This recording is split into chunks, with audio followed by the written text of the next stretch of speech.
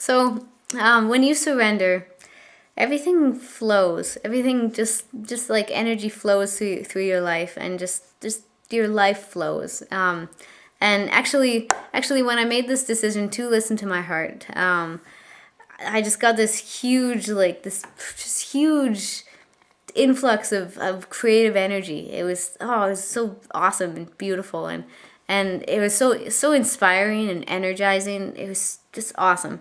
And I painted a whole lot during that time. And it just was just creative. Just creativity was just flowing. It was so awesome. And so it just flows like water. Like the river of life right through you. And it's awesome. And so it's like water. So water takes the path of least resistance. And that actually seems quite logical, because resistance equals suffering. If there's a situation, if I'm in a situation that I can't change it, to resist it is really futile. Like, you can't resist it. You can accept it, and I think with that acceptance you could do something. You can take action and you could respond to change it. But resisting it, you're not going to get anywhere. So that's my advice on that.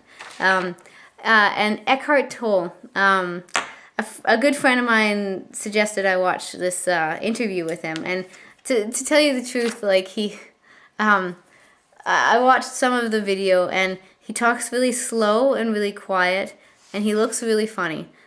Just to be honest, I'm not trying to be mean. He's awesome, and he's so friggin' right on what he's saying. I totally agree. But I looked at the video for a little bit, and I was like, I don't know if I could watch this. Like, it's really hard. It was hard to watch. It was hard to get into. So anyway, I did watch all of it, and I was super impressed. And I think Eckhart Tolle is awesome, so awesome. Because I totally understand what he's saying. I really, really get it. Because I think I live the same kind of suffering as him. And anyway, he says that suffering is often one's most powerful teacher. And I really learned from suffering when I realized that I don't need to anymore. When I was just fed up with suffering, I was like, I don't want to suffer anymore. And so I surrendered. Right after you say, right after you get to the point where you just don't want to suffer anymore, that's, right on the other side of that is surrender. Or I guess just, it's all part of it. And there's such peace in surrendering. Surrendering to the present moment. Surrendering to the peace of this moment. And it's just so beautiful. I've been trying over the last week to really just enjoy the moment and acknowledge. Actually, you know what? That's what I've been doing. That's why it's been working so well, actually. I've been acknowledging the moment. And I wasn't doing that before. I was always thinking ahead, or thinking what other people might be thinking, and having conversations with people in my mind. I mean, people weren't in my mind, people that I know. Just like hypothetical conversations and whatnot. Just daydreaming all the time and stuff. Or in the past, thinking about something there.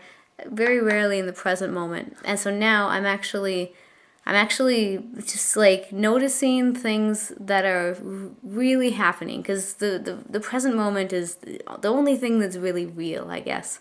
In this experience now, there's something so special about it, and I think I'm gonna have to experience being here a little bit longer to really get a whole idea of what that is, I guess. What is so special about it, but there is a piece there that's really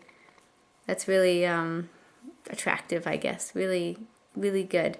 And so anyway, lately I've been just saying, when I find that I'm not in the present moment, I just say, like, I'm in the present moment. I'm in the present. This is the present. I'm in the present, and this moment is good. you know. And sometimes when I'm frustrated, I say, this moment is frustrating. I'm frustrated in this moment. And that helps, actually. That really helps. It helps, like, lower, I feel, I guess, that it's weird. It's really weird because I feel like I have more control when I surrender. It's very interesting. It's very interesting, actually. And I don't know how many I don't know how many of you out there are Wheel of Time, Robert Jordan Wheel of Time fans. Anyway, it's a 14 book fantasy series, and anyway, the people in this book, the women, they channel this power. You know, it's from the source, and it's the female side of the power, and and they channel it, but the way that the only way that they can channel it and control it is by surrendering. That's what they have to do. They have to surrender, and then they can control this, you know, manipulate or whatever, this one power. And that's actually, I just realized that it's kind of like what's going on here too. You know, I felt very out of control before and stuff, and then I surrendered to this flow. And it is like a flow, like when in the books, like when they surrender, it flows into them, and they can, you know, they can like conjure lightning and stuff like that. It's really cool. So I mean, I'm not there yet, but you know. So I found that actually I just made that connection between those two. That's cool.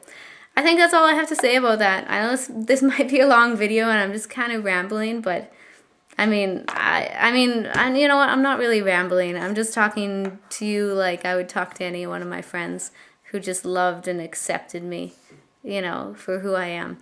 And I feel very fortunate that I have, you know, quite a few people who despite my lyrical, what do you call it? Hiccups or whatever, not hiccups, my lyrical inability sometimes to communicate verbally. Despite that, they listen with patience and they love with compassion.